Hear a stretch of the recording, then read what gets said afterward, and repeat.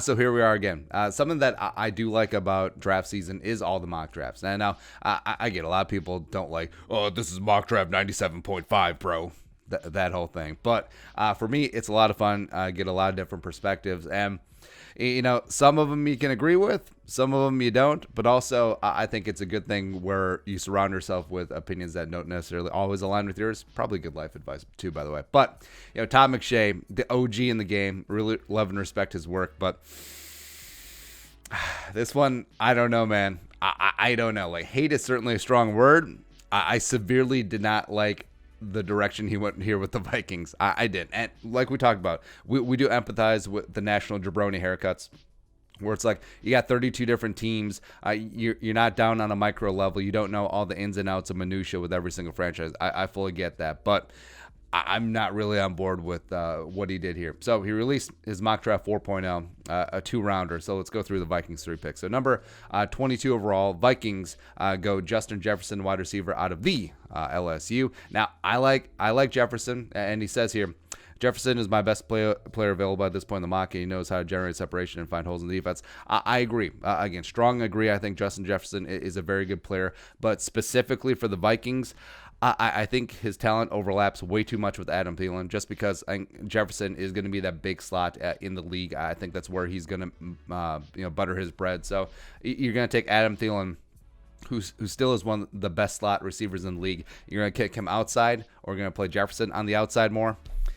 I don't know, man. I don't necessarily believe in that. Also, you look at the other receiver talent on the board, and a lot of receiver talent went fast in this. But Denzel Mims is still there. T. Higgins is still there. Laviska Shenault, even we were like Jalen Reagor is still on the board. Frankly, Shenault, of course, is going to be the roll of the dice with injury history, etc. But I mean, he's a lot of fun. But just stylistically, what the Vikings need on the outside, give me Mims, give me Higgins, give me Reagor, just specifically for what the Vikings need. If you're going on like a neutral big board for like any team generally around the league, you can make a case that Jefferson is a better player than those receivers. And I'd probably agree with you, but I think specifically for the Vikings, Jefferson.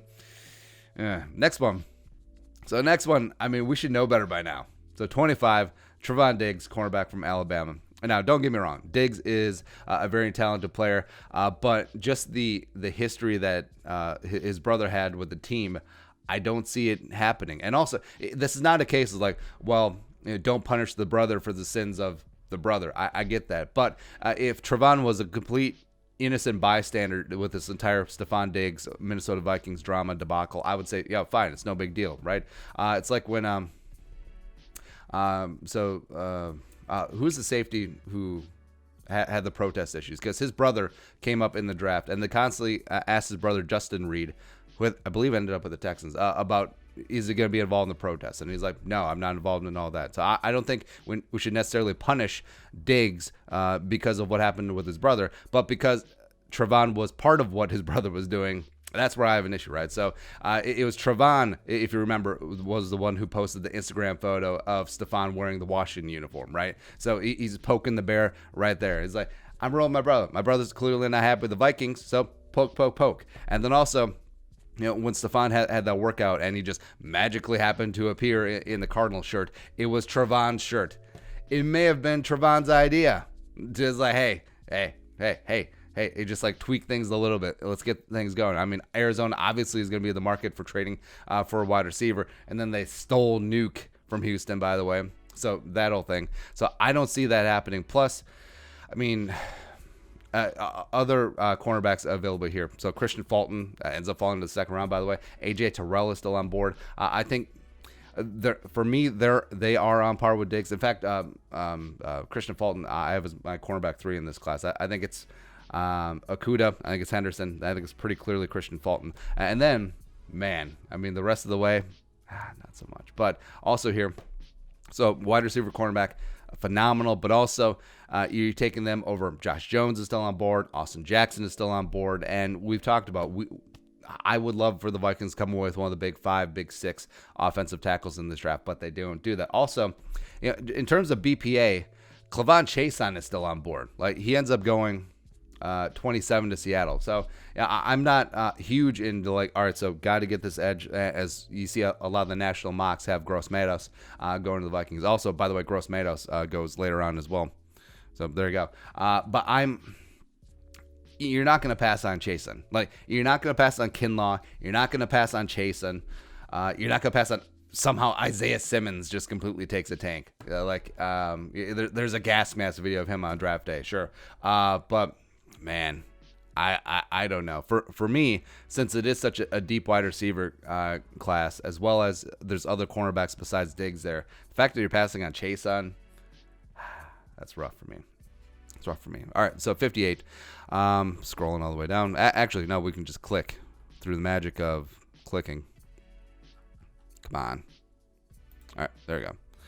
All right, so this one, the Vikings end up going Terrell Lewis, outside linebacker, Alabama, who's a great player. He's perfectly fine. But they also cite, again, Everson Griffin moving out of town. Lewis brings explosive off the edge and aggressive and gets run, which is great, which is fine.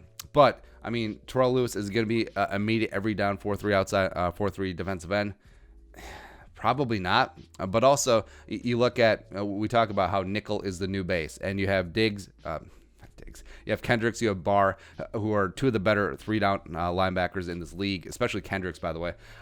So do you really need to bring in a third linebacker at this point? Plus, you still have that 4th-round pick, Ben Gideon, hanging around. You still have Eric Wilson. You just put a restricted free agent tender on. So I don't get it. I just really don't get it. Also, where is the O-line? Like, where is the offensive line? You can even see just one pick down. Seattle at 59. So Tyler Biadasz, where I do like his versatility. I don't think he's a world beater by any stretch. I think Garrett Bradbury is obviously head and shoulders above him as a prospect, but just coming in as a versatile interior offensive lineman would thrive in a zone blocking scheme. Probably link up at the left guard spot. I would prefer him over Lewis at this point. So where is the O-line? Like, where is the what's the word? Where's the the word is, if you put importance on O-line. There you go. But I don't know. Like, maybe he's planning to go heavy O-line in the 3rd round, which we talked about. Mid-round guards, which the Vikings obviously need to have, are going to be pretty plentiful in this draft. So maybe that's the direction he's going. But I don't know. Just like everything, there are tiers, there are strata. So the fact that you're coming away from round 1, round 2, no offensive lineman, that's a little rough. And since you are going with like a position of luxury, like edge rusher, etc., the fact that you didn't get Chasen or even Gross Matos, bro, I don't know. Priority. That's the word. Just nailed it. I'm good at this.